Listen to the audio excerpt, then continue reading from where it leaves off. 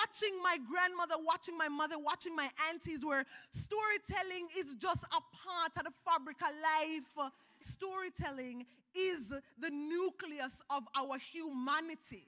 My mom raised me lovingly. And that doesn't mean there wasn't violence and harm, because there was. You know, I grew up in a working class community in Jamaica. My grandmother was the matriarch. I had 4 aunties, some of whom had children, so I grew up with my cousins. My grandmother was a domestic worker, and she was a single mom.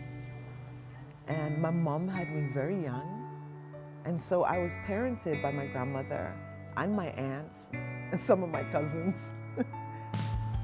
Je m'appelle D'Bi Young Anitafrika et je suis une poète, dramaturge et professeur.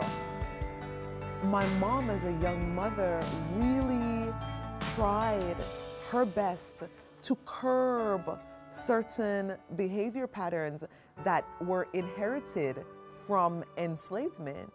You know, the transatlantic enslavement system is a very painful system where European overseers on these plantations in Jamaica would treat enslaved Africans with such vile harm.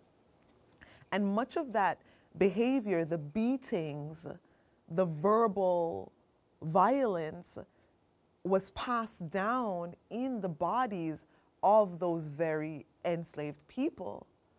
And so much of the sort of child-raising patterns that we witness, let's say in Jamaica now, where children are beat for supposed wrongdoings, come directly out of the transatlantic enslavement system and also British ways of raising children.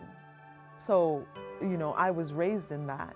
I really did try my best, but I knew you won't be impressed with the news, Mama. My mother really tried to instill these political and social and spiritual and communal ideas around love and care. And not only did she try to share that with me, she put that in her work. She herself was a poet and a playwright and an actor and a teacher. And so I witnessed her embodying the things that she was trying to teach me.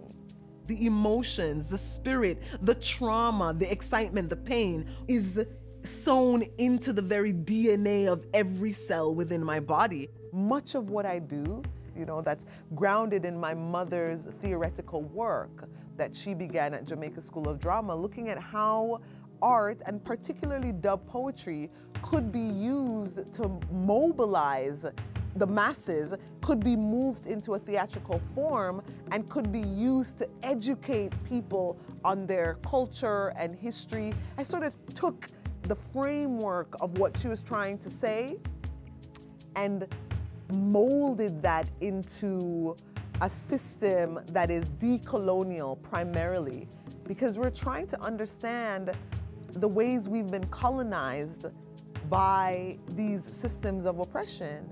You know, we're trying to understand, how is it that we've learned these cultures of violence? How is it that we've learned these cultures of classism? How is it that we've learned these cultures of racism and misogyny? And how is it that harm becomes so natural to us? You know, and really trying to refute this idea that human beings are just wicked off the bat. I don't believe we're wicked things. I think we've learned a lot of this behavior. Fear has been my worst enemy. Were fear not here, I would kiss you and stop you from aching and share a smile. Maybe even wait with you by the roadside for a while. All I need to do if I'm feeling disillusioned is to think for a moment, how many people sacrificed so that I could be here? I wouldn't even be able to count. on a million hands. And that is so humbling. And it's so grounding. And it brings me right back to where I am now, which is in my very, very, very, very short life.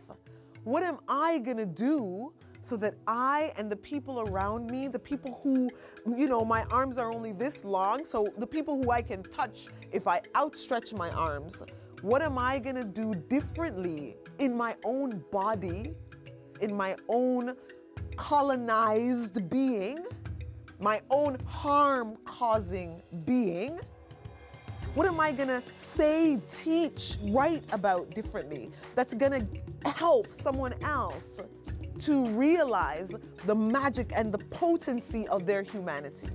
That even though there is so much harm in the world, there's also so much love. There's also so much beauty. There are also so many people who continue day in, day out to farm, to teach, to cook, to heal, to protest, to make films, to edit work, to write, to take photographs, to document so that we can have a better world. This love is a healing love whose roots reach beyond our collective wounds of yesterday. And here, now, today, we can choose to stand firm in love.